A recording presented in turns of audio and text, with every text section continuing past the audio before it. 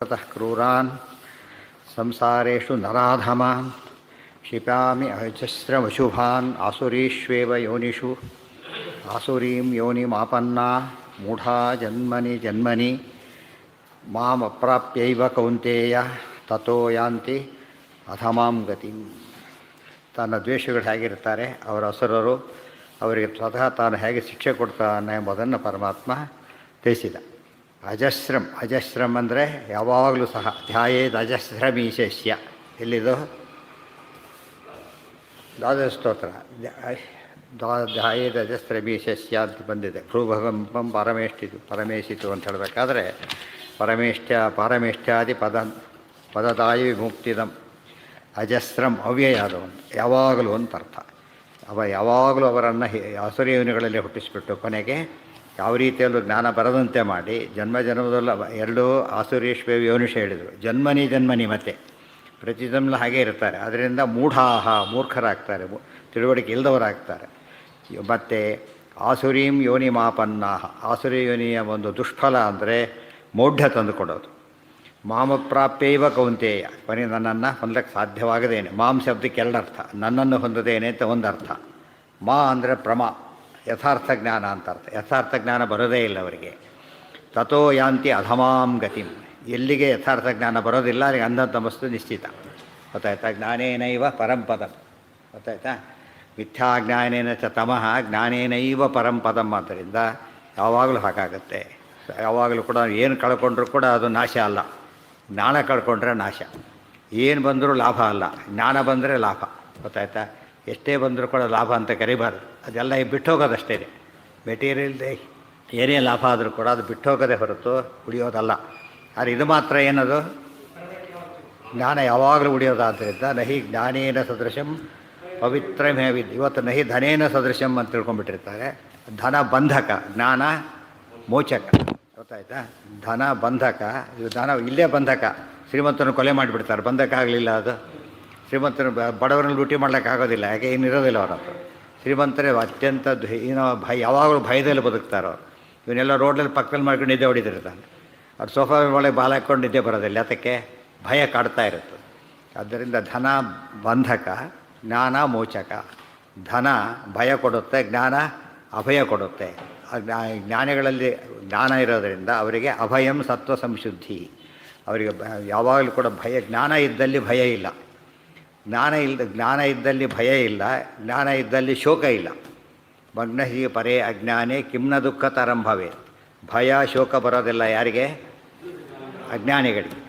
ಆದ್ದರಿಂದ ಯಾವಾಗ ಜ್ಞಾನ ಬರುತ್ತಾವೆಲ್ಲ ಪರಿಹಾರ ಆಗಬೇಕು. ಅದು ಬೇರೆ ಏನೇ ತೊಗೊಂಡ್ರೂ ಕೂಡ ಅದು ಪರಿಹಾರ ಮಾಡಿ ಇನ್ನೂ ಭಯ ಜಾಸ್ತಿ ಮಾಡುತ್ತೆ. ಭಯ ಪರಿಹಾರಕ್ಕೋಸ್ಕರ ಏನಾದರೂ ವ್ಯವಸ್ಥೆ ಬೇರೆ ಹೊರಗಿನ ವ್ಯವಸ್ಥೆ ಮಾಡಿಕೊಂಡ್ರೆ ಅದು ಇನ್ನೂ ಹೆಚ್ಚು ಭಯ ಕೊಡುತ್ತೆ, ಇನ್ನೂ ಹೆಚ್ಚು ಶೋಕ ಕೊಡುತ್ತೆ. ಆದ್ದರಿಂದಲೇ ಜ್ಞಾನವೇ ಶ್ರೇಷ್ಠ. ಹಾಗಿದ್ದರೆ ಜ್ಞಾನ ಏನದು? ಒಟ್ಟಿನ ಮೇಲೆ ಜ್ಞಾನದ ಸ್ವರೂಪ ಏನು ಅಂದರೆ ಸರ್ವಭೂತೇಷು ಏನೈಕಂ ಭಾವಮವ್ಯಯಮೀಕ್ಷತೆ ಅವಿಭಕ್ತಂ ವಿಭಕ್ತೇಷು ತಜ್ಞಾನಂ ವಿದ್ಧಿ ಸಾತ್ವಿಕಂ. ಇದು ಭಗವದ್ಗೀತಾ ಶ್ಲೋಕ ಕಡೆಯಲ್ಲ, 18ನೇ ಅಧ್ಯಾಯ. ಸರ್ವಭೂತೇಷು ಏನೈಕಂ ಭಾವಂ ಅವ್ಯಯಮೀಕ್ಷತೆ ಅವಿಭಕ್ತಂ ವಿಭಕ್ತೇಷು ತಜ್ಞಾನಂ ವಿದ್ಧಿ ಸಾತ್ವಿಕಂ. ಸರ್ವಭೂತೇಷು ಏನ ಏಕಂ ಭಾವಂ ಅವ್ಯಯಂ ಈಕ್ಷತೆ ಅವಿಭಕ್ತಂ ವಿಭಕ್ತೇಷು ತತ್ ಜ್ಞಾನಂ ವಿದ್ಧಿ ಸಾತ್ವಿಕಂ. ತತ್ ಜ್ಞಾನಂ ಸಾತ್ವಿಕಂ ವಿದ್ಧಿ. ಆ ಜ್ಞಾನವನ್ನು ಸಾತ್ವಿಕ ಅಂತ ತಿಳಿ. ಆ ಜ್ಞಾನವನ್ನು ಸಾತ್ವಿಕ ಅಂತ ತಿಳಿ. ಯಾವ ಜ್ಞಾನ? ಏನ, ಯಾವ ಜ್ಞಾನದಿಂದ? ಸರ್ವಭೂತೇಷು, ಎಲ್ಲ ಪ್ರಾಣಿಗಳಲ್ಲಿ, ಎಲ್ಲ ಜೀವಿಗಳಲ್ಲಿ. ಭೂತ ಅಂದರೆ ದೇವಪೀಠಗಳು ಅಂತ ಅರ್ಥ ಅಲ್ಲ. ಎಲ್ಲ ಜೀವಿಗಳಲ್ಲಿ, ಬ್ರಹ್ಮಾದಯೋಹಿ ಭೂತಾನಿ, ಬ್ರಹ್ಮಾದಿ ದೇವತೆಗಳಲ್ಲಿ, ಸಮಸ್ತ ಜೀವಿಗಳಲ್ಲಿ ಏಕಂ ಭಾವಂ, ಒಂದೇ ಒಂದು ವಸ್ತುವನ್ನು. ಎಂಥ ವಸ್ತು ಅದು? ಅವ್ಯಯಂ, ನಾಶವಾಗತಾ ಇರತಕ್ಕಂಥ ವಸ್ತುವನ್ನು ಈಕ್ಷತೆ ನೋಡ್ತಾನಲ್ಲ, ಅದು ಜ್ಞಾನ. ಎಲ್ಲರಲ್ಲೂ ಇರತಕ್ಕಂಥ ಒಂದು ವಸ್ತು ಇದೆ, ಯಾವುದದು? ದೇವರು ನೋಡಬೇಕು. ಅದೇ ವಿದ್ಯಾವನೆಯ ಸಂಪನ್ನೆ ಬ್ರಾಹ್ಮಣೇ ಗವಿಹಸ್ತಿ ಹೇಳಬೇಕು. ಎಲ್ಲದರಲ್ಲೂ ಇರತಕ್ಕಂಥ ವಸ್ತು. ಅವಿಭಕ್ತಂ ವಿಭಕ್ತೇಷು, ಎಲ್ಲ ವಸ್ತುಗಳೇನು? ಎಲ್ಲ ವಿಭಕ್ತಗಳು ಅಂದ್ರೇನು? ಪರಸ್ಪರ ಬೇರೆಯವು.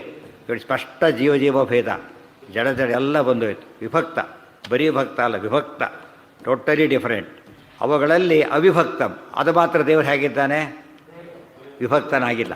ಪರಮಾತ್ಮ ಎಲ್ಲ ರೂಪಗಳು ಎಲ್ಲೇ ಇದ್ದರೂ ಕೂಡ ಏನವು ಯಾವ ಭೇದವನ್ನು ಹೊಂದಿಲ್ಲ. ಎಷ್ಟು ಕ್ಲಿಯರ್ ಇದು ದ್ವೈತ ಮತಕ್ಕೆ ಒಳ್ಳೆ ಅಪೂರ್ವವಾದಂಥ ಡೈರೆಕ್ಟ್ ಇದು ಭಗವದ್ಗೀತಾ ಶ್ಲೋಕ. ಮತ್ತೆ ಎಲ್ಲವೂ ವಿಭಕ್ತವಾಗಿವೆ ಅಂತ ಹೇಳಿದ ಮೇಲೆ ಭೇದ ಒಪ್ಕೊಂಡ್ಬಿಟ್ರು. ಜಡಭೇದ, ಜೀವಭೇದ, ಜೀವ ಜಡಭೇದ ಎಲ್ಲ ಭೇದ ಬಂದೋಯ್ತು. ದೇವರು ಮಾತ್ರ ಏನಾಗಿಲ್ಲ, ರೂಪಗಳಲ್ಲಿ ಭೇದ ಇಲ್ಲ. ಅದನ್ನೇ ಅವಿಭಕ್ತಂ. ಇವೆಲ್ಲ ವಿಭಕ್ತಗಳು, ಅದೆಲ್ಲ ಅವಿಭಕ್ತವಾದದ್ದು. ಇವೆಲ್ಲ ವ್ಯಯ, ಅದು ಅವ್ಯಯ. ಅರ್ಥ ಆಯ್ತಾ? ಇಂಥ ಭಾವ ಅಂದರೆ ವಸ್ತು. ಎಲ್ಲ ಪ್ರಾಣಿಗಳು ಜೀವಿಗಳಲ್ಲೂ ಕೂಡ ಯಾವ ಒಂದು ವಸ್ತು ಇದೆ ಅದು ಅವ್ಯಯ. ಅದು ತಾನು ಯಾವುದೇ ವಿಧವಾದ ಭೇದವನ್ನು ಹೊಂದಿಲ್ಲ. ಈ ಪ್ರಾಣಿಗಳು ಮಾತ್ರ ಭೇದ ಹೊಂದಿವೆ ಅಂತ ಯಾರು ಅಂಥ ಜ್ಞಾನ ಇದೆಯಲ್ಲ, ಅದು ನಿಜವಾದ ಜ್ಞಾನ, ಸಾತ್ವಿಕ ಜ್ಞಾನ ಅಂತ ಕರಿಬೇಕು. ಸೊ ದ್ವೈತ ಮತ ಏನದು? ಸಾತ್ವಿಕವಾದ ಮತ. ದ್ವೈತ ಮತ ಭಗವದ್ಗೀತೆಯ ಪ್ರಕಾರನೇ ಅತ್ಯಂತ ಸಾತ್ವಿಕವಾದ ಮತ, ಅಂದರೆ ಭಗವಂತನಿಗೆ ಅತ್ಯಂತ ಸಮ್ಮತವಾದ ಮತ.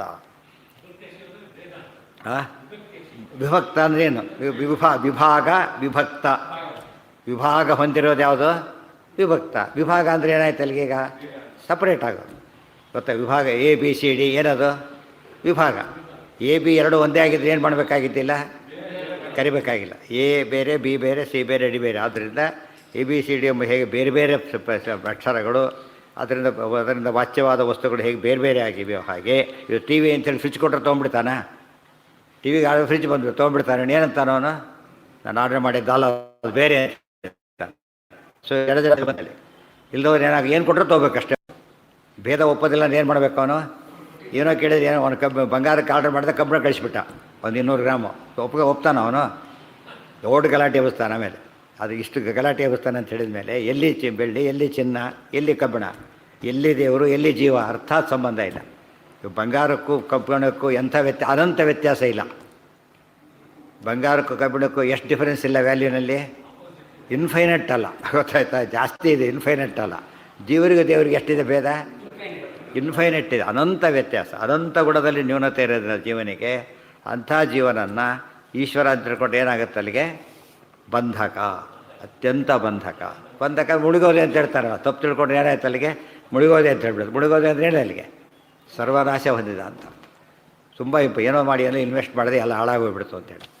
ಎಷ್ಟೋ ದಿನ ಇಲ್ಲೇ ನೀವು ಚೇರಲ್ಲಿ ಆಗಿದೆ ಎಲ್ಲ ಮುಳುಗಿ ಹೋಯ್ತು ಅಂತ ಅವನು ಇವನು ಮುಳುಗಿ ಹೋಗ್ತಾನೆ ಆತ್ಮಹತ್ಯೆ ಮಾಡ್ಕೊಂಡು. ಆಮೇಲೆ ಎಷ್ಟೋ ಜನ ಹೆವಿ ಲಾಸ್ ಆದಾಗ ಏನಾಗುತ್ತೆ ಅವರಿಗೆ? ತಳ್ಕೊಳ್ಳೋದಕ್ಕಾಗೋದಿಲ್ಲ. ಎಷ್ಟೋ ಇನ್ನೂ ಉಳಿದಿರುತ್ತೆ, ಆದರೆ ಅದು ಸಾಲದು ಹೋಯ್ತಲ್ಲ ಸಂಕಟಕ್ಕೆ ಹೋಗ್ಬಿಡ್ತೀವಿ. ಉಳಿದಿರೋದು ನೋಡೋದಿಲ್ಲ, ಹೋಗಿದ್ದು ನೋಡಿಬಿಟ್ಟು ಹಾರ್ಟ್ ಫೇಲ್ ಆಗೋ, ಸೂಸೈಡ್ ಮಾಡಿ ಸತ್ತು ಹೋಗ್ಬಿಡುತ್ತೆ. ಯಾವುದು? ಹೌದು ಹೌದು ಹೌದು ಹೌದು. ಎಲ್ಲಿ? ಏನಾಗುತ್ತೆ? ಯಾರು ಹೇಳಿದರು? ಇನ್ನು ಅವ್ರು ಹೇಳ್ತಿದ್ದಾರಷ್ಟೇ. ಅಲ್ಲ ಹೇಳ್ತೀರಿ ಕೇಳಿ, ಅವ್ರು ಸೈನ್ಸ್ ಹೇಳೋದೆಲ್ಲ ಏನದು? ಒಂದು ಥಿಯರಿ ಅಷ್ಟೇ, ಗುಡಿಬೇಕು ಅಂತೇನಿಲ್ಲ ಅದು. ಈಗ ಹೇಳ್ತಾರೆ ಮತ್ತೆ ಚೇಂಜ್ ಮಾಡ್ತಾ ಹೋಗ್ತಾರೆ. ಒಂದು ನಿಮಿಷ ನಿನ್ನೆ ಯಾರೋ ಒಂದು ಡಾಕ್ಟ್ರ್ ಬಗ್ಗೆ ಮಾತಾಡ್ತಿದ್ದಾಗ ಯಾವುದೋ ಒಂದು ಔಷಧಿ ಹೇಳಿದ್ರಿ ಅದಕ್ಕೆ, ಅದು ಸೇಫ್ ಅಂದರೆ ಎಷ್ಟು ಸೇಫ್ ಅಂತ ಗೊತ್ತಿಲ್ಲ, ಹೇಳ್ತಾರೆ. ಆಮೇಲೆ ಅಲ್ಲ ಅಂತ ಅವರೇ ಅನೌನ್ಸ್ ಮಾಡ್ತಾರೆ ಅಂತ ಹೇಳಿದ್ರು. ಅವ್ರು ಭಾಳ ಪ್ರಸಿದ್ಧ ಡಾಕ್ಟ್ರ್ ಅವರು, ಗೊತ್ತಾಯಿದ್ದಾರೆ, ತುಂಬ ರೆಪ್ಯುಟೇಷನ್ ಇರೋರು. ಅವ್ರು ಹೇಳ್ತಾರೆ ಅದು ಗ್ಯಾರಂಟಿ ಅಲ್ಲ. ಈಗ ಹೇಳ್ತಾರೆ ಅವೆಲ್ಲ ಅಂತಾರೆ, ನಮಗೇನು ಗೊತ್ತಾಗುತ್ತೆ. ಈ ಸದ್ಯಕ್ಕೆ ಸೇಫ್ ಅಷ್ಟೇ. ಅದರಿಂದ ಅದೆಲ್ಲ ಸೈನ್ಸಿಂದೆಲ್ಲ ಏನದು ಅಲ್ಲ. ಆ ಟೈಮ್ನಲ್ಲೂ ಏನಿದೆ, ಉದಾಹರಣೆಗೆ ತಗೊಳ್ಳಿ, ಈಗ ಒಂದು ಬೀಜ ಇದೆ, ಅದನ್ನೇ ಅವ್ರು ಹೇಳಿದ್ದು ಉದ್ದಾಲಕರು. ಬೀಜ ಒಡಿ ಅಂತ ಹೇಳಿದರು. ಸೂಕ್ಷ್ಮವಾದ ವಸ್ತು ಕಾಣುತ್ತೆ. ಎಷ್ಟೊಂತ ಕೇಳಿದರೆ ನಲಿಭಾಲ ಎಸೆ, ಕಣ್ಣಿಗೆ ಕಾಣೋದಿಲ್ಲ, ಅಷ್ಟು ಸೂಕ್ಷ್ಮ ಇದೆ, ಮೈಕ್ರೋ ಅದು. ಆದರೆ ಆ್ಯಕ್ಚುಲಿ ಏನು ಬರುತ್ತೆ ಅದರಿಂದ? ದೊಡ್ಡ ಅಶ್ವತ್ಥ ಹೊರ ಬರುತ್ತೆ, ಗೊತ್ತಾಯ್ತಾ? ಅದು ಅಂದರೆ ಏನಾಯ್ತು, ಈಗ ಬೀಜದಲ್ಲೇ ಏನಿದೆ, ಎಷ್ಟು ನೀವು ಸ್ಮಾಲೆಸ್ಟ್ ತೊಗೊಂಡ್ರು ಕೂಡ ಏನಿದೆ ಅದರಲ್ಲಿ? ಭೇದ ಇದೆ. ಜೀವ ಜಡದ ಎಕ್ಸಾಂಪಲ್ ಕೊಡಲೇಬೇಡಿ, ಜೀವ ಇನ್ನೂ ಸೂಕ್ಷ್ಮ. ಅಂತ ಜೀವರೆಲ್ಲ ಒಂದೇನ ಇವತ್ತಾಗಿದ್ದರೆ? ಒಂದೇ ಒಬ್ಬರ ಮಕ್ಕಳಲ್ಲೇ ಒಂದೇ ಅಲ್ಲ ಯಾರು ಕೂಡ. ಅಂತ ಹೇಳಿದಾಗ ಏನಾಯ್ತು ಅಲ್ಲಿಗೆ? ಭೇದ ಇದೆ. ಸೂಕ್ಷ್ಮಕ್ಕೆ ಹೋದಾಗೆಲ್ಲ ಭೇದ ಇನ್ನೂ ಕ್ಲಿಯರಾಗಿ ಗೊತ್ತಾಗುತ್ತೆ. ಅರ್ಥ ಆಯ್ತಾ? ನೋಡೋದಕ್ಕೆ ಏನು ಅನಿಸುತ್ತೆ ನಮಗೆ? ಮೇಲ್ನೋಟಕ್ಕೆ ಹೇಗೆ ಕಾಣಿಸುತ್ತೆ ನಿಮಗೆ? ಒಂದು ಬೆಟ್ಟ ನೋಡ್ತೀರಪ್ಪ, ಏನು ಕಾಣುತ್ತೆ? ಏನಿಲ್ಲ, ಬರೀ ಕಲ್ಲು ಕಂಡಕ್ಕೆ ಕಾಣಿಸುತ್ತೆ. ಸ್ವಲ್ಪ ಹತ್ರ ಹೋಗೋಕ್ಕೆ ಶುರು ಮಾಡ್ತಾರೆ, ಏನಾಗುತ್ತಾಗ ಮರ ಗಿಡ ಕಾಣಿಸೋದು, ಇನ್ನೂ ಹತ್ತಿರ ಹೋಗ್ತಾರೆ, ಬೇರೆ ಬೇರೆ ಮರಗಿಡ ಆಗಿಬಿಡ್ತಾರೆ. ಅರ್ಥ ಆಯ್ತಾ? ಆಮೇಲೆ ಬಿಡ ಬೇರೆ ಮಾಡಿ ಏನೇನೋ ಆಗ್ತದೆ. ಮತ್ತು ದೂರದಿಂದ ನೋಡಿದಾಗ ಒಂದು ಕಾಣಿಸ್ತು, ಹತ್ತಿರ ಹೋದಾಗ ಭೇದ ಅದು ಸೂಕ್ಷ್ಮ ಜೀವಿಗಳು ಅವರೆಲ್ಲ ಉಲ್ಟಾ ಬಟ್ಟ ಮಾಡ್ತಾರೆ. ನೀವು ಹೇಳಿದ ಹಾಗೆ ದೂರದಿಂದ ದ್ವೈತ ಕಾಣಿಸ್ತದೆ, ಹತ್ತಿರ ಹೋದರೆ ಅದ್ವೈತ ಅಂತಾರಲ್ಲ. ದೂರದಿಂದ ಅದ್ವೈತ ಕಾಣಿಸ್ತದೆ, ಹತ್ತಿರ ಹೋದರೆ ದ್ವೈತ ಕಾಣಿಸ್ತದೆ. ಹೊತ್ತಾರೆ ದೂರದ ಯಾರೋ ಬರ್ತಿರ್ತಾರೆ, ಏನೋ ಆಮೇಲೆ ಇವರು ಅಲ್ಲಿ ಕಾಣಲಿಲ್ಲ, ಸರಿಯಾಗಿ ಕಾಣಲಿಲ್ಲ ಅಂತ ಹೇಳ್ತಾರೆ. ಹತ್ತಿರ ಬಂದಾಗ ಯಾರೋ ಅಂತ ತಿಳ್ಕೊಂಡಿದ್ದೆಲ್ಲ ಬದಲಾವಣೆ ಆಗಿಬಿಡುತ್ತೆ. ಆದ್ದರಿಂದ ಸೂಕ್ಷ್ಮ ದೃಷ್ಟಿಗೆ ಅದೇ ಬರುತ್ತೆ ಮುಂದೆ. ಇಲ್ಲೇ ಹೇಳಿದ್ರೆ ಇಲ್ಲೇ ಬರುತ್ತೆ. ಸೂಕ್ಷ್ಮ ದೃಷ್ಟಿಗೆ ಏನು ಕಾಣಿಸುತ್ತೆ, ಭೇದ ಕಾಣಿಸುತ್ತೆ. ಇವತ್ತು ಉದಾಹರಣೆ ಇಬ್ಬರದು ಒಂದೇ ಮಾರ್ಕ್ಸು ಎಲ್ಲ ಇದೆ. ಈಗ ಭಾರಿ ಕನ್ಫ್ಯೂಸ್. ಯಾರು ಒಂದೇ ಸೀಟ್ ಅಪಾಯಿಂಟ್ ಮಾಡಬೇಕೀಗ, ಯಾರನ್ನು ಹುಡುಕ್ತಾರೀಗ? ಎಕ್ಸ್ಪರ್ಟನ್ನು ಹುಡುಕ್ತಾರೆ. ಏನು ಹುಡುಕ್ಬೇಕು ಅವ್ರೀಗ?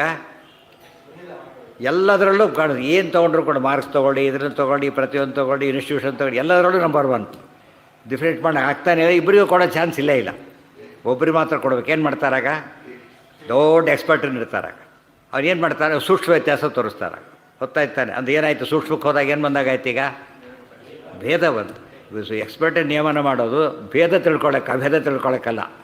ಅಭೇದ ತಿಳ್ಕೊಳ್ಳೋಕೆ ಯಾರು ಬೇಕಾಗಿಲ್ಲ? ಯಾವ ಎಕ್ಸ್ಪರ್ಟು ಬೇಕಿಲ್ಲ. ಅಭೇದ ತಿಳ್ಕೊಳ್ಳೋಕೆ ಯಾವ ಎಕ್ಸ್ಪರ್ಟು ಬೇಕಿಲ್ಲ, ಭೇದದಲ್ಲಿ ಎಕ್ಸ್ಪರ್ಟ್ ಬೇಕು. ಅದಕ್ಕೇನೆ ಭಾರಿ ಎಕ್ಸ್ಪರ್ಟ್ ಆಚಾರ್ಯರಾದ್ದರಿಂದ ಸರ್ವಜ್ಞ ಮನ್ಯ ಮನವೇಕ್ಷ ಸಕಾರ್ಯ ವೀರ್ಯಂ ಸ್ಮೇರಾನನೋ ಭುವನ ಜೀವನ ಮಾಭಭಾಷೆ ಅವ್ರನ್ನ ಕಳಿಸ್ಕೊಂಡು. ಇದು ಅರ್ಥ ಮಾಡಿಕೊಂಡ್ರೆ ನಿಜವಾಗ್ಲೂ ಕೂಡ ಎಷ್ಟು ಸ್ವಾರಸ್ಯ ಇದೆ. ಅವ್ರು ಹೇಳ್ತು ಉಲ್ಟಪಲ್ಟ ಆಗಿದೆ ಆ್ಯಕ್ಚುಲಿ. ತುಂಬ ಡೀಪಾಗಿ ಹೋದ್ರೆ ಇವತ್ತು ಸೈನ್ಸ್ ಒಂದು ಸ್ಟೇಜಲ್ಲಿ ಆದ್ಮೇಲೆ ಕಣ್ಣು ತಿಳ್ಕೊಂಬೋಣ. ಇನ್ನೂ ಡೀಪಾಗಿ ಹೋಗಿಲ್ಲ ಅವರು. ಇನ್ನೂ ಡೀಪಾಗಿ ಹೋದರೆ ಡಿಫರೆನ್ಸ್ ಕ್ಲಿಯರಾಗಿ ಗೊತ್ತಾಗುತ್ತೆ. ಇಲ್ಲದೆ ಹೋದರೆ ಯಾವ ವಸ್ತುನೂ ಭೇದ ಇಲ್ಲಿಂದ ಬಂತಾಗಿದ್ದಾರೆ. ಭೇದ ಬರಲಿಕ್ಕೆ ಏನು ಕಾರಣ?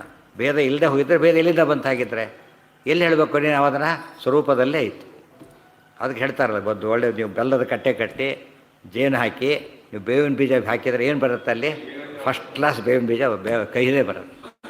ಯಾಕೆ? ಎಲ್ಲಿದೆ ಕಹಿ? ಅದು ಸೂಕ್ಷ್ಮ ಒಳಗೆ ನಮ್ಮ ಕಣ್ಣಿಗೆ ಕಾಣೋದಿಲ್ಲ, ಅದು ಸೂಕ್ಷ್ಮವಾಗಿರುತ್ತೆ.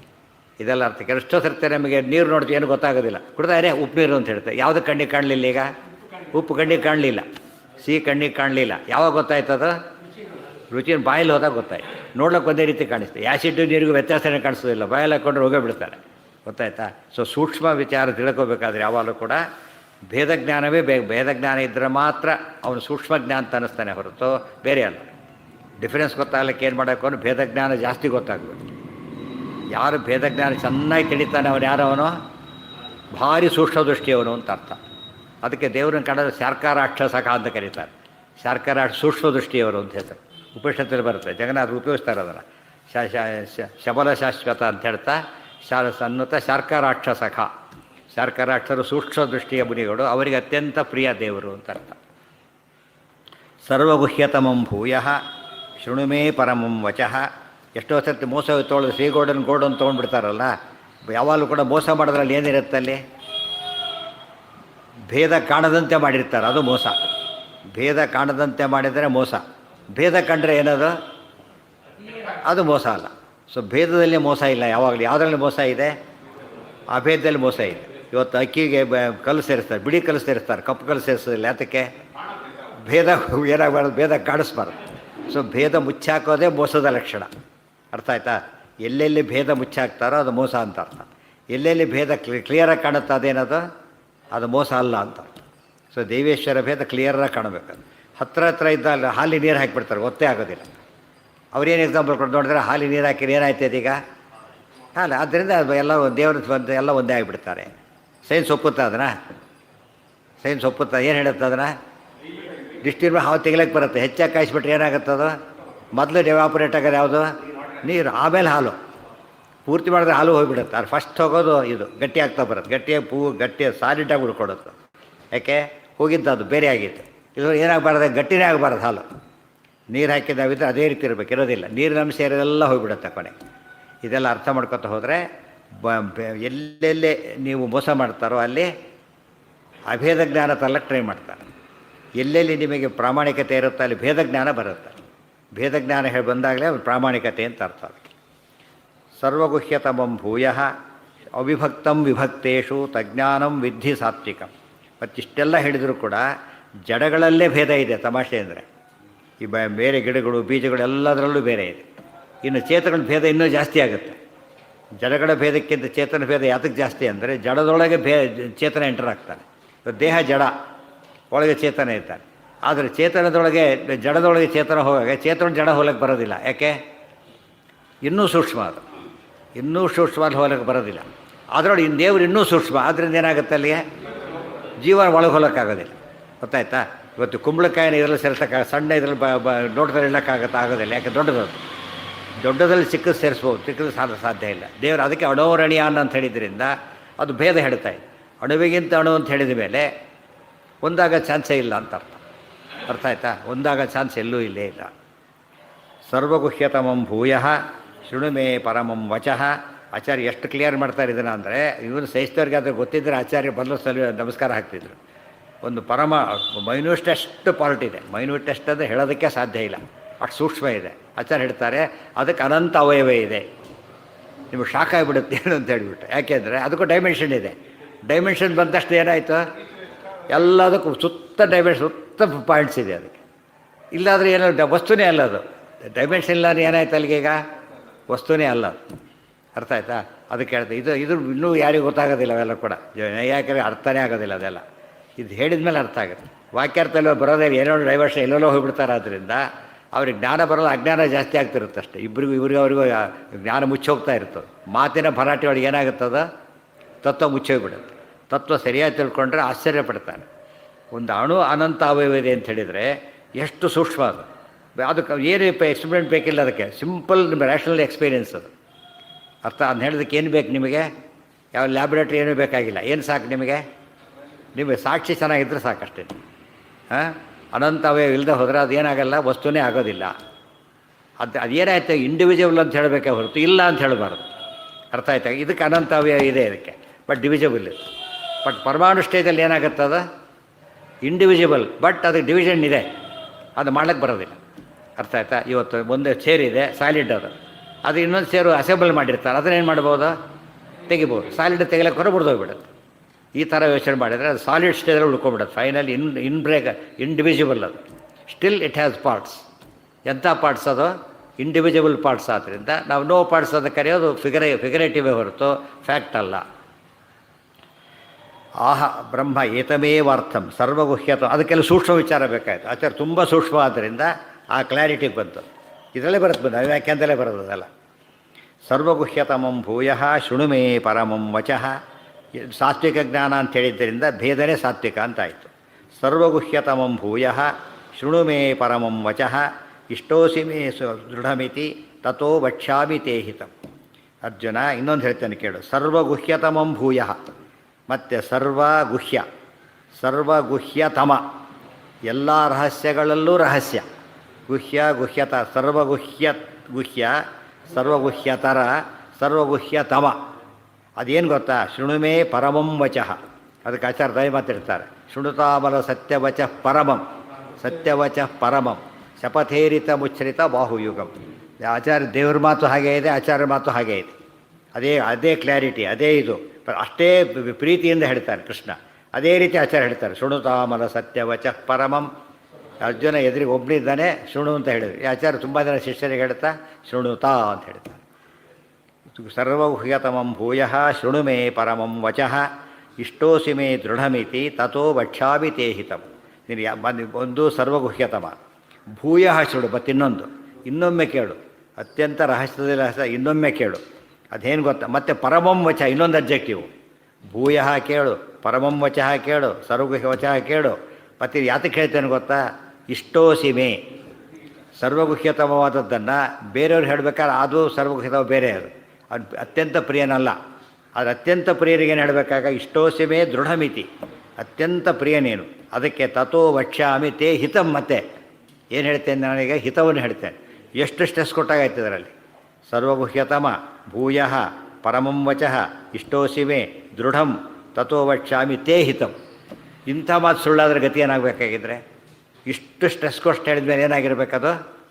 ಪರಮ ಸತ್ಯ. ಹೇಳಿದ್ದೇನು ಮುಂದೆ? ಮನ್ಮನಾ ಭವ, ಮದ್ಭಕ್ತೋ ಭವ, ಮದ್ಯಾಜೀ ಭವ, ಮಾಂ ನಮಸ್ಕುರು, ಮಾಮೇವ ಯಶ್ಯಸಿ, ಸತ್ಯಂ ತೇ ಪ್ರತಿಜಾನೇ ಪ್ರಿಯೋಸಿವೆ. ಇದು ಇಷ್ಟೆಲ್ಲ ಹೇಳಿದ್ದೇನು ವಿಚಾರ ಅಂದರೆ ಮನ್ಮನಾ ಭವ, ನನ್ನಲ್ಲಿ ಮನಸ್ಸಾಕು.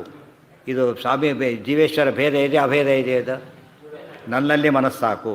ಮದ್ಭಕ್ತ ಭವ, ನನ್ನ ಭಕ್ತನ ಬೇಕಾದ್ರೆ ಏನಿರಬೇಕು? ಭೇದ ಇರಬೇಕು, ಮತ್ತು ತಾರತಮ್ಯ ಇರಬೇಕು. ಇಬ್ಬರು ಸಮ ಇದ್ದಾಗ ಭೇದ ಇದೆ, ಸಾಮ್ಯ ಇದೆ, ಭಕ್ತಿ ಬರೋದಿಲ್ಲ, ಆಗ ಪ್ರೀತಿ ಬರುತ್ತಷ್ಟೇ. ಏನಿರಬೇಕಲ್ಲಿ? ನೀಚೋಚ್ಚ ಭಾವ ಇರಬೇಕಲ್ಲಿ. ಸೊ ತಾರತಮ್ಯನೂ ಬಂದೋಯ್ತು. ಮದ್ಯಾಜೀ ಮಮ, ಮದ್ಯ ಯಜ್ಞ ಮಾಡು ಅಂತ ಹೇಳಿದಾಗ ವಸ್ತು ಬೇಕು, ಯಜ್ಞಕ್ಕೆ ಹವಿಸಬೇಕು, ಜಡ ಪದಾರ್ಥ ಇದೆ, ಅದು ಕಿದಕ್ಕೂ ಭೇದ ಬಂತು. ಮತ್ತೆ ಇಂಥದ್ದೇ ಹವಿಸ್ಸಾಗಬೇಕು ಅಂತಿದೆ. ಮತ್ತೆ ಕೆಲವು ಜಪ ಮಾಡ್ತಾನೆ, ಅದಕ್ಕೆ ಹೋಮ ಮಾಡಬೇಕಾದ್ರೆ ಆ ದ್ರವ್ಯ ಉಪಯೋಗಿಸ್ಬೇಕು ಅಂತ ಹೇಳ್ತಾನೆ.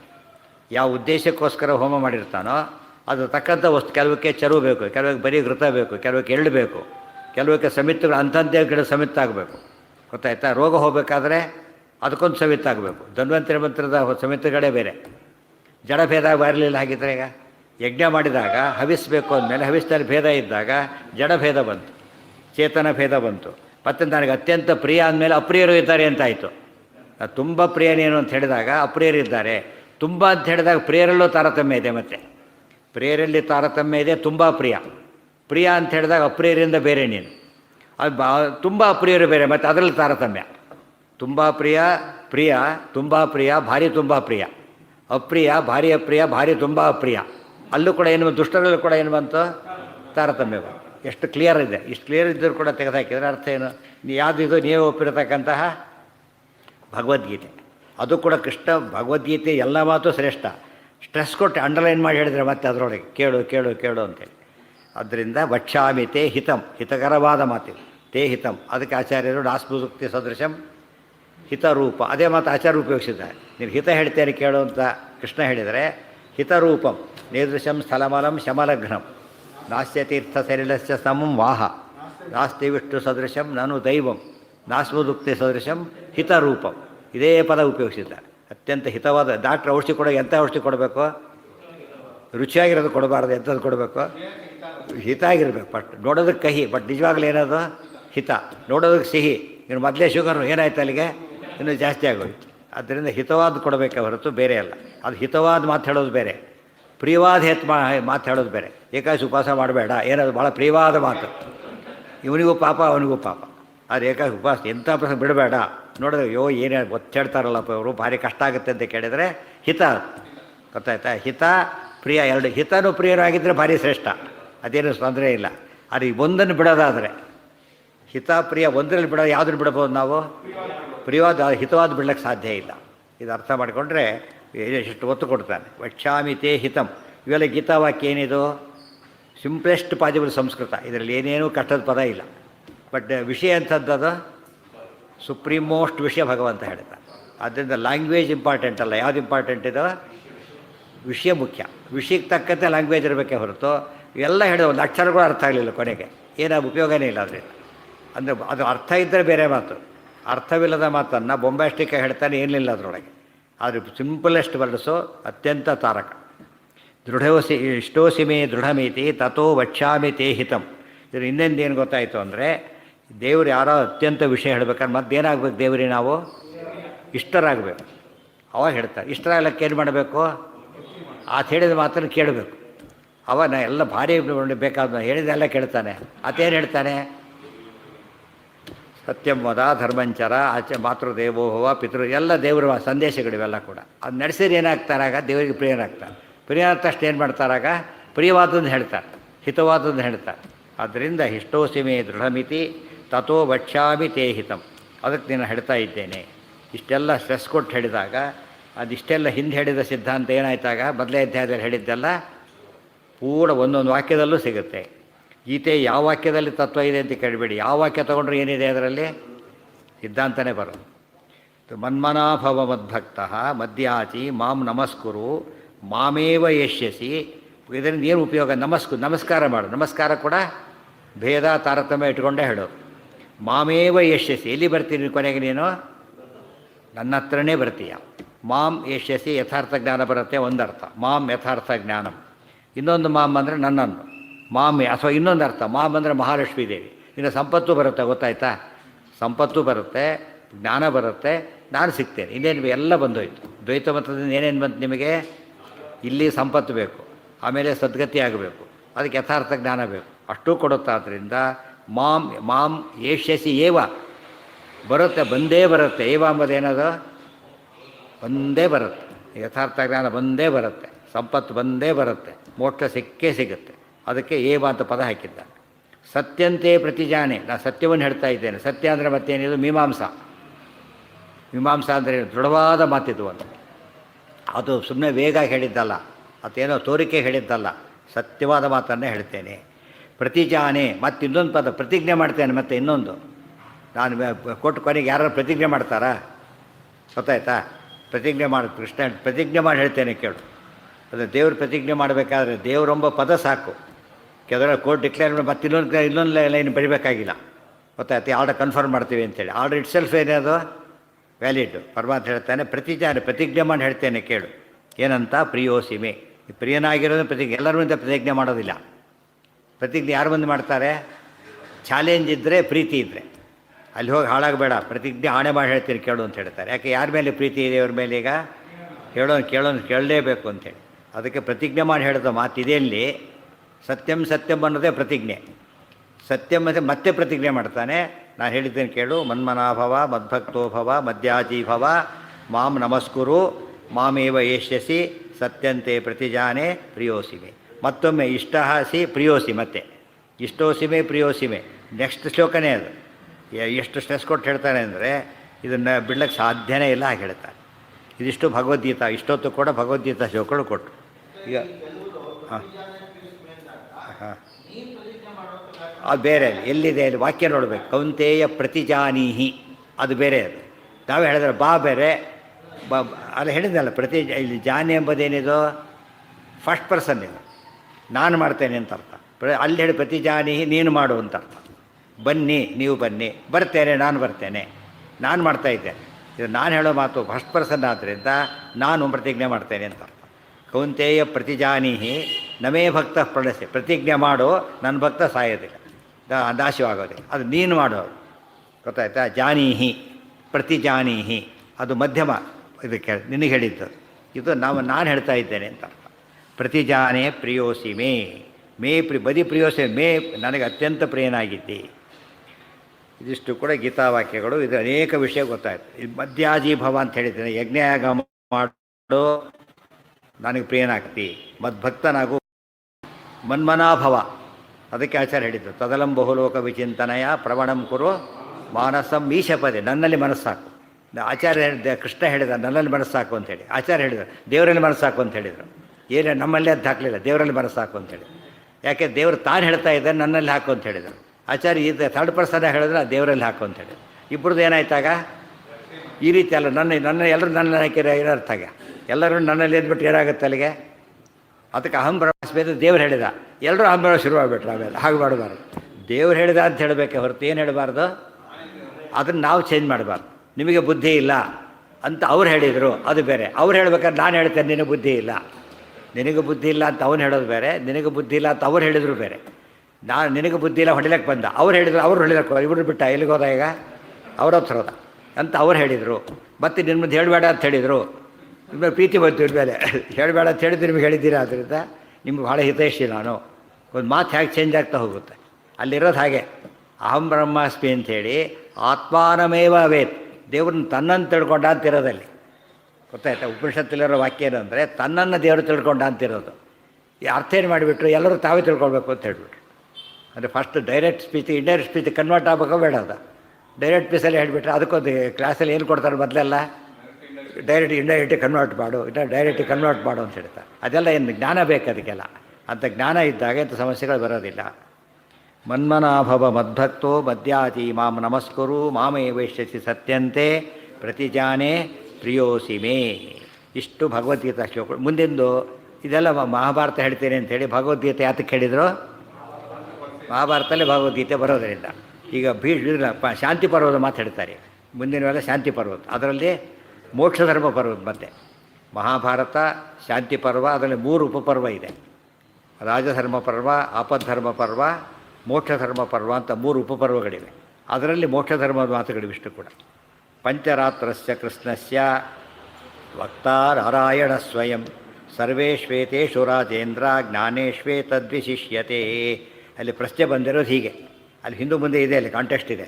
ಅಲ್ಲಿ ವ್ಯಾಖ್ಯಾನಕಾರೆಲ್ಲ ಕೋಟ್ ಮಾಡ್ತಾರೆ. ಅವನು ಪ್ರಶ್ನೆ ಕೇಳ ಜನಮೇಜಯ ಸ್ವಾಮಿ ಇವೆಲ್ಲ ಎಷ್ಟೋ ಸಾಂಖ್ಯಂ ಯೋಗ ಪಾಶುಪತಂ ಇವೆಲ್ಲ ಇದೆ. ಜ್ಞಾನಾನ್ಯೇತಾನಿ ಭಿನ್ನಾನಿ. ಎಲ್ಲ ಮತಗಳು ಒಂದೇ ವಿಷಯ ಹೇಳುತ್ತೋ ಬೇರೆ ಬೇರೆ ಹೇಳುತ್ತೋ ಅಂತ ಪ್ರಶ್ನೆ ಬರುತ್ತೆ. ಎಲ್ಲ ಮತಗಳು ಕೂಡ ಬೇರೆ ಬೇರೆ ಹೇಳುತ್ತೋ ಒಂದೊಂದೇ ಹೇಳುತ್ತೋ? ಈ ಉದಾಹರಣೆ ಮಹಾಭಾರತ ರಾಮಾಯಣ ಎಲ್ಲ ಬೇರೆ ಬೇರೆ. ವಿಷಯ ಏನೋ ಒಂದೇ, ಹರಿಸರ್ವೋತ್ತಮತ್ತನೇ ವಿಷಯ. ಇಲ್ಲಿ ಸಾಂಖ್ಯ ಯೋಗ ಇತ್ಯಾದಿ ಮತಗಳಿವೆ. ಅವೆಲ್ಲ ಕೂಡ ಒಂದೇ ವಿಷಯ ಹೇಳುತ್ತೋ ಬೇರೆ ಬೇರೆ ಅಂತ ಕೇಳಿದರೆ ಪರಮಾತ್ಮ ಹೇಳ್ತಾನೆ ಜ್ಞಾನಾನಿ ಏತಾನಿ ಭಿನ್ನಾನಿ. ಆ ಮತಗಳಲ್ಲಿ ಏಕತೆ ಇಲ್ಲ, ಬೇರೆ ಬೇರೆ ಹೇಳ್ತಾರೆ. ಆದರೆ ಕೆಲವು ಮತಗಳಲ್ಲಿ ಬಂದೆ ಪಂಚರಾತ್ರದ ಮತ ನನ್ನ ಸಮ್ಮತವಾದದ್ದು ಅಂತ ಹೇಳಿದೆ. ಪಂಚರಾತ್ರದಲ್ಲಿ ವಿಷಯ ಬಂದಿದೆ, ವೇದದಲ್ಲಿ ವಿಷಯ ಬಂದಿದೆ. ಅವಾಗ ಏನು ಮಾಡಬೇಕು? ಎರಡೂ ಕೂಡ ಎರಡೂ ಗ್ರಾಹ್ಯನೇ. ಪಂಚರಾತ್ರದಲ್ಲಿ ಬಂದಿದೆ, ಪಾಶುಪತದಲ್ಲಿ ಬಂದಿದೆ. ಅವಾಗೇನದು? ಪಾಶುಪತ ಅಗ್ರಾಹ್ಯ. ಯಾತಕ್ಕೆ? ಅದು ವಿರುದ್ಧವಾಗಿದ್ದರಿಂದ. ಅರ್ಥ ಆಯ್ತಾ? ಅದನ್ನು ಹೇಳ್ತಾರೆ. ಪಂಚರಾತ್ರ ಯಾತ ಇವೆಲ್ಲ ಬ್ಯಾಕ್ಗ್ರೌಂಡ್ ಅದಕ್ಕಿರೋದು. ಆಮೇಲೆ ಶ್ಲೋಕ ಬರೋದು. ಯಾತ ಪಂಚರಾತ್ರ ಒಪ್ಕೋಬೇಕು ಅಂತ ಕೇಳಿದರೆ ಪಂಚರಾತ್ರ ಒಪ್ಪೋದಿಲ್ಲ. ಮಾಯವಾದರೆ ಪಂಚರಾತ್ರ ಒಪ್ಪೋದಿಲ್ಲ ಅವ್ರು ಪ್ರಮಾಣ ಅಂಥೇಳಿ. ಆದರೆ ಕೃಷ್ಣ ಹೇಳಿದ ಪ್ರಮಾಣ ಅಂತ ಒಪ್ಪಲೇಬೇಕು. ಯಾತಕ್ಕೆ ಒಪ್ಪಬೇಕು ಅಂದರೆ ಪಂಚರಾತ್ರಸ್ಯ ಕೃಷ್ಣಸ್ಯ ವಕ್ತಾ ನಾರಾಯಣ ಸ್ವಯಂ ಸರ್ವೇಶ್ವೇತೇಷು ರಾಜೇಂದ್ರ ಜ್ಞಾನೇಶ್ವೇತದ್ ವಿಶಿಷ್ಯತೆ. ಪಂಚರಾತ್ರ ಯಾತಕ್ಕೆ ಒಪ್ಪಬೇಕು ಅಂದರೆ ಪಂಚರಾತ್ರಸ್ಯ ಕೃಷ್ಣಸ್ಯ ಬಂದಿತ್ತು. ನೆನಪಿದೆಯಾ? ಎಲ್ಲಿ ಏನಂತ ಬಂದಿತ್ತು? ಏನಂತ ಬಂದಿತ್ತು ಅಲ್ಲಿ? ಕೃಷ್ಣಕ್ಕೆ ಅರ್ಥ ಏನಂತ ಬಂದಿತ್ತು? ಇಡೀ ಎಲ್ಲ ಅಂತ ಬಂದಿತ್ತು. ಅದಕ್ಕೆ ಪಂಚರಾತ್ರ ಎಲ್ಲ ಇಡೀ ಪಂಚರಾತ್ರ ನಾರಾಯಣ ಬರೆದಿದ್ದು. ಇಡೀ ಪಂಚರಾತ್ರ. ಈ ಕೆಲವು ಪಾರ್ಟ್ಸ್ ಕೆಲವು ಬರೆದಿದ್ದಲ್ಲ. ಕೆಲವು ಸರ್ತಿ ಏನಾಗಿ ದೊಡ್ಡ ಪುಸ್ತಕ ಇರುತ್ತೆ, ಪಾರ್ಟ್ ಬೈ ಪಾರ್ಟ್ ಅನುವಾದ ಮಾಡ್ತಾರೆ. ಮತ್ತು ರಾಮಾಯಣ ಒಂದು ಕಾಂಡ್ ನೀನು ಮಾಡಿ, ಯಾಕಂದ್ರೆ ಒಬ್ಬನೇ ಮಾಡಿದ್ರೆ ತುಂಬ ದಿವಸ ಆಗೋಗ್ಬಿಡುತ್ತೆ. ಒಬ್ಬರು ಮಾಡಿ ಅಂತ ಹೇಳ್ಕೊಡ್ತಾರೆ. ಅವಾಗ ಇಬ್ಬರು ಒಂದೇ ಬರೆದಿದ್ದಲ್ಲ. ಪಂಚರಾತ್ರ ಹಾಗಲ್ಲ. ಏನದು? ಒಬ್ಬರೇ ಬರೆದಿದ್ದು. ನಮಗೆ ಡೌಟ್ ಯಾತಕ್ಕೆ ಬರುತ್ತೆ ಅಂತ ಪ್ರಶ್ನೆ ಬರ್ಬೋದು. ಪಂಚರಾತ್ರ ಇರೋದು ಎಷ್ಟು ಗೊತ್ತೇನು? ಎಷ್ಟು? ಶತಕೋಟಿ ಶ್ಲೋಕ ಇದೆ. ನಮಗನಿಸುತ್ತೆ ತುಂಬ ಇರೋದನ್ನು ಬೇರೆ ತುಂಬ ಜನ ಬರೆದಿರ್ಬೋದು ಅಂಥೇಳಿ. ಅಲ್ಲ, ಕೃಷ್ಣಸ್ಯ ದೇವರು ಎಷ್ಟು ದೊಡ್ಡವನು ಹಾಗಿದ್ದರು. ಅಯ್ಯೋ ಎಷ್ಟು 100 ಕೋಟಿ ಶ್ಲೋಕನ ಒಬ್ಬನೇ ಬರಿಬೇಕಾದ್ರೆ ಎಂಥ ಸಾಮರ್ಥ್ಯ. ಒಬ್ಬನೇ ಬರೆದ ಮೇಲೆ ಏನಿರೋದಿಲ್ಲ ಅಲ್ಲಿ? ಕನ್ಸಿಸ್ಟೆನ್ಸಿ ಇರುತ್ತೆ. ಒಬ್ಬನೇ ಬರೆದ ಕನ್ಸಿಸ್ಟೆನ್ಸಿ. ಇನ್ನೊಬ್ಬರು ಬರೆದಾಗ ಏನಾಗುತ್ತೆ? ಇವತ್ತು ಉದಾಹರಣೆಗೆ ಗೀತಾ ಒಬ್ಬರು ಅಧ್ಯಾಯ ಅನುವಾದ ಮಾಡ್ತಾರೆ ಅಂತ ತಿಳ್ಕೊಬೇಡ. 3ನೇ ಅಧ್ಯಾಯ ಮಾಡಬೇಕಾಗಿದೆ. ಹಿಂದೇನು ಬರೆದಾರು ಗೊತ್ತಿಲ್ಲ, ರಿಪೀಟ್ ಮಾಡ್ಬೋದು. ಯಾಕೆಂದ್ರೆ ಅವ್ರು ಬರೆದಿದ್ದು ಗೊತ್ತಿಲ್ಲ ಆದ್ದರಿಂದ. ಅಥವಾ ಅವರು ಬರೆದಿದ್ದಾರೆ ಅಂತ ಅನ್ಕೊಂಡು ಬಿಟ್ಬಿಡ್ಬೋದು. ಕೆಲವು ಸಲ ಅವ್ರು ಹೇಳಿರ್ತಾರೆ ಅಂತ ಇವರೇ ಹೇಳಿರ್ತಾರೆ, ಕಡೆ ಎಲ್ಲರೂ ಬಿಟ್ಬಿಡ್ತಾರೆ. ಹಾಗಾಗತ್ತೆ. ಒಬ್ಬರೇ ಬರೆದಾಗ ಏನಿರುತ್ತಾಗ ಎಲ್ಲ ಕಂಟಿನ್ಯೂಟಿ ಇರೋದ್ರಿಂದ ಇದು ಬರೆದಿದ್ದೆ, ಅದು ಬರೆದಿದ್ದು ಇಲ್ಲಿ ಬರೀಬೇಕು, ಇಲ್ಲಿ ಅದೆಲ್ಲ ಯೋಚನೆ ಮಾಡ್ತಾರೆ. ಇಡೀ ಪಂಚರಾತ್ರವನ್ನು ಬರೆದಿದ್ದಾರೋ ನಾರಾಯಣ ಒಬ್ಬನೇ. ಅವತಾರ ರೂಪ ನಾರಾಯಣ, 3 ರೂಪ ನಾರಾಯಣ ಅಲ್ಲ. ಪಂಚರಾತ್ರ ಅಂತ ಯಾತಕ್ಕೆ ಗೊತ್ತೇನೆ ಹೆಸರು ಅದಕ್ಕೆ? 5 ರಾತ್ರಿಯಲ್ಲೇ ಬರೆದಿದ್ದು. 5 ಡೇಸ್ ನವರಾತ್ರಿ ಅಲ್ಲ, ಪಂಚರಾತ್ರಿಯಲ್ಲೇ ಮುಗಿಸಿ ಹಾಕಿಬಿಟ್ಟಿದ್ದು.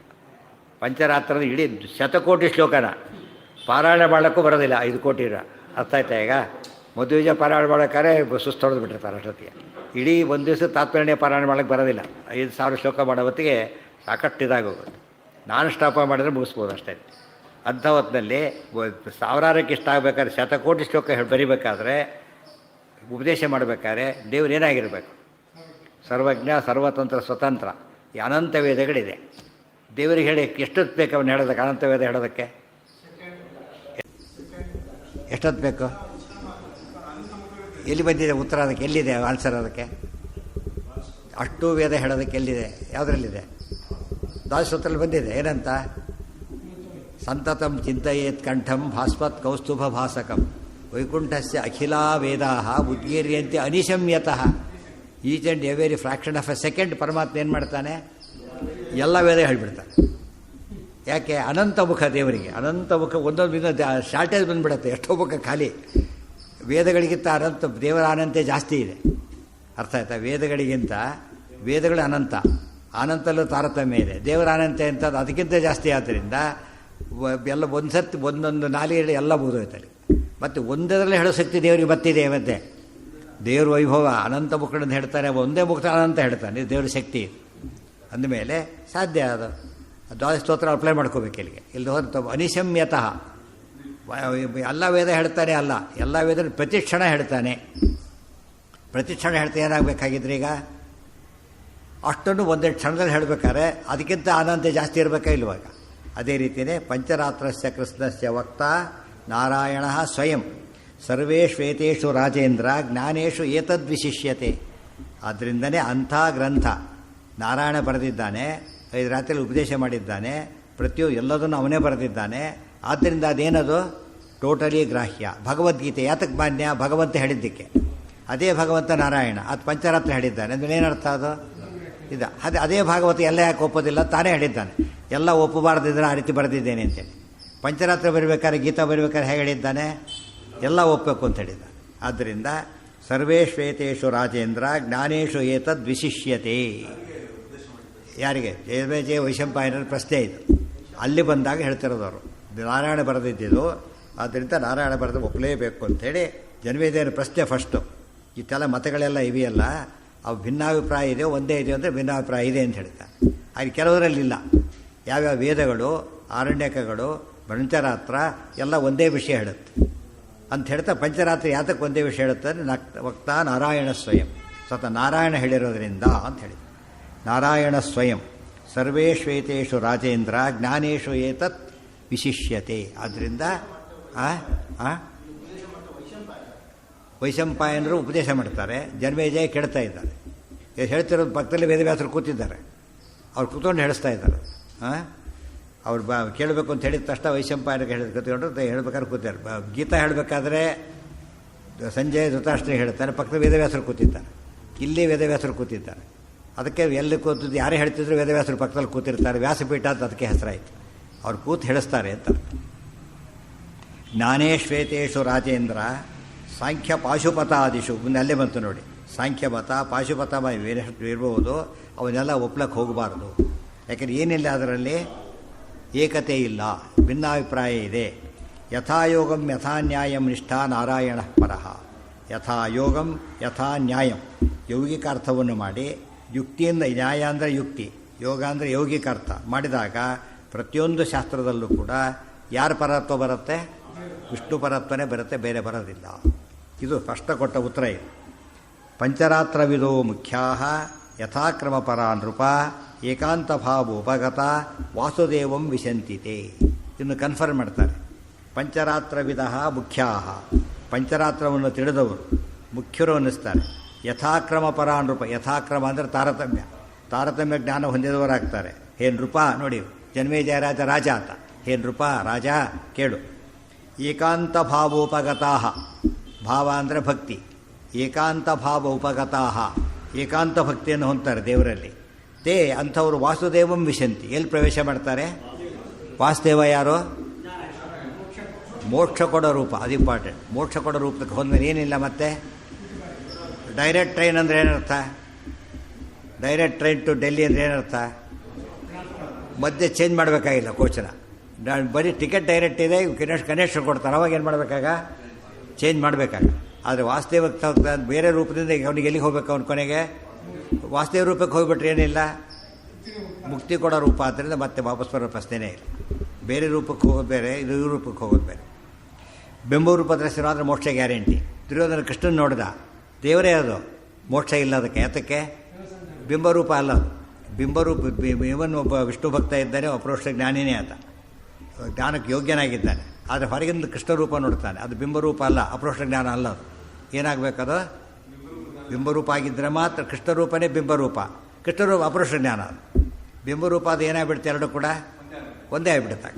ಅಂಥವರೆಲ್ಲ ಚಾನ್ಸ್ ಅದು. ಕೃಷ್ಣರೂಪ ಬಿಂಬ ಆಗಿದ್ದವರು ಕೃಷ್ಣಾವತಾರ ಕಾಲಕ್ಕೆ ಅವತಾರ ಮಾಡಿದರೆ ಒಳ್ಳೆ ಚಾನ್ಸ್ ಅವ್ರಿಗೆ. ಯಾತಕ್ಕೆ? ಬೇಗ ಅಪರೋಕ್ಷ ಜ್ಞಾನ ಆಗಿಬಿಡುತ್ತೆ.